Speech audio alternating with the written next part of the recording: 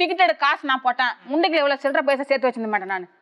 அதை உடச்சி இவன் காசு இல்லன்ட்டாங்க இவங்க. காசு எல்லாம் வாங்குறீங்க மேம்? காசெல்லாம் நாங்க வாங்கல மேம். வாங்கினா எதுக்கு வாங்குறாங்கன்னு உங்களுக்கு தெரியுமா மேம்? காசு அவங்க வீட்டுக்கெல்லாம் போன் பண்ணி 10,000 5,000 வாங்குவாங்க.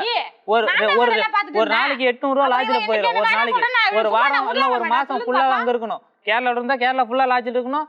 கள்ளக்குறிச்சி என் ஊருக்கு வந்தா அந்த ஊர் ஃபுல்லா அந்த லாட்ஜில் இருக்கணும். ஊருக்கு போக கூடாது.